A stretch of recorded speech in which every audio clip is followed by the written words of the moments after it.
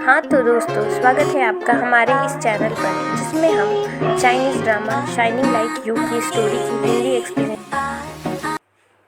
Episode 8 के starting में हम देखते हैं कि ली जेंग और फाइयांग प्रैक्टिस कर रहे हैं और दूसरी तरफ बाक्योंग भी उसी सीनियर बॉय से पार्टनर बनने के लिए बोलती है। पहले तो वो मना कर देता है क्योंकि उसको लगता है कि बाक्योंग ये सब ली जेंग से बदला लेने के लिए कर रही है, पर बाद में बाक्योंग ये बोलकर उसे मना देती है कि उसको स्टडी के लिए पैसे चाहिए जो कॉम्पिटिशन के में जीतने वाले को स्कॉलरशिप के रूप में मिलने वाले हैं। फिर हम देखते हैं कि वो गर्ल जिसने बाक्योंग के बारे में गलत पोस्ट डाली थी, वो बाक्योंग को सब कुछ सच बता देती है कि ली जेंग ने नहीं बल्कि उसने ये सब किया है।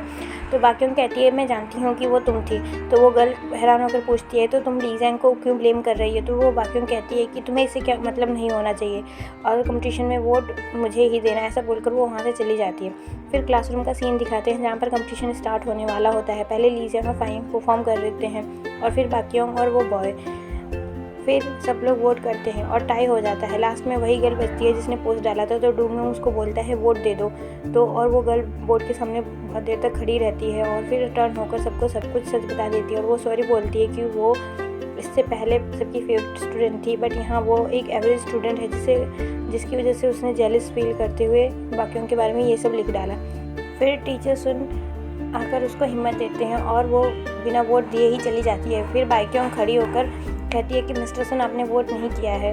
तो मिस्टर सुन भी ली जेंग के फेवर में ही वोट डालते हैं और एक लंबी एक्सप्लेनेशन देते हैं कि वो क्यों ली जेंग को चुन रहे हैं और ये कंपटीशन हमारे हीरो हीरोइन जीत जाते हैं। फिर बाकियों का तो मुँह ही बन जाता है, सब बहुत खुश होते हैं। फिर रूम का सीन दिखाते हैं जहाँ पर बाकियों किसी से फ़ोन पर बात करती है और कहती है कि वो जल्दी ही पैसे का अरेंजमेंट कर लेगी।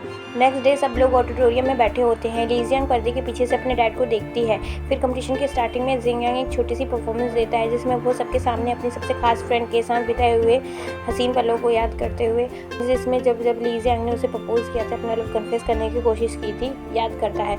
और ली जेंग को भी ये सब चीज़ें रिवाइज होती रहती हैं और फिर वो लास्ट में ली जेंग को इनडायरेक्ट वे में ऑल द बेस्ट बोलकर चले जाता है। ली जेंग उस सॉन्ग को फील कर पा रही होती है। उसके बाद ली जेंग और फाइयांग का नाम लेकर अनाउंस करते हैं। ये एक रोमांटिक कपल सॉन्ग की परफॉर्मेंस थी।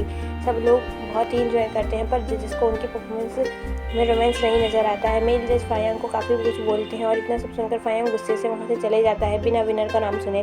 तो और ली जेंग भी अपने डैड के पास जाने की कोशिश करती है, लेकिन तब तक वो जा चुके होते हैं।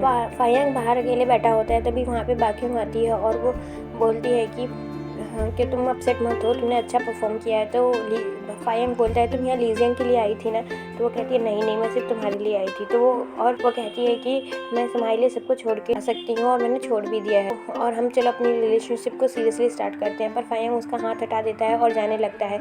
तो वो गुस्से में बोलती है ये सब तुम ली जेंग की वजह से कर रहे हो ना, पर वो बिना बोले ही कुछ चला जाता है। फिर दूसरी तरफ हमें दिखाते हैं कि ली जेंग अपने डैड को बाय बोलने के लिए आई हुई थी और डैड का डिसीजन अभी भी वही होता है कि उसे अब्रॉड जाकर स्टडी करनी चाहिए थी और इतना बोलकर वो वहाँ से चले जाते हैं। फिर हमें क्लासरूम का सीन दिखाते हैं जहाँ पे शाशांग मस्त मूड में गाने का गा रहा होता है और बाकी क्लास भी उसके साथ एंजॉय कर रही होती है। तभी मिस्टर सुन उसको आते हैं और लेके चले जाते हैं। दूसरी तरफ फाइयांग वॉक कर रहा होता है, तभी एक कार उसके सामने आकर रुकती है। उसमें से वही जज होता है और वो उसको अंदर कार में बैठने के लिए बोलता है। फाइयांग बैठना तो नहीं चाहता था, पर ये भी नहीं चाहता था कि लोग उसको देखें, इसलिए वह कार में बैठ जाता है। तो वह आदमी बोलता है कि मैं तुम्हारे लिए न्यू ड्रेसेस लेके आऊँ जो कि आजकल के फैशन के हिसाब से हैं, पर फाइयांग मना कर देता है। तो वो बोलता है कि तुम अभी भी मुझसे गुस्सा हो। तो फाइयांग कुछ बोले बिना ही वहाँ से कार से निकल जाता है। दूसरी तरफ हम हाउकाजिन को शशांक की फिक्र करते हुए देखते हैं कि मिस्टर सुन उसको कहाँ लेके गए हैं। तभी हाउकाजिन को शशांक की कॉल आती है। वो बताता है कि उसके डैड की डेथ हो गई है और वो कॉलेज में स्टडी कंटिन्यू नहीं कर पाएगा। सब बहुत अपसेट हो जाते हैं और उसके पास जाने का फैसला करते हैं। अब हम लोग देखते हैं कि नेक्स्ट एपिसोड में कि वो क्या लोग शशांक को मनाकर वापस ले आ पाएंगे। अगर आपको मेरी एक्सप्लेनेशन पसंद आए तो प्लीज़ मेरे चैनल को सब्सक्राइब ज़रूर कर लीजिएगा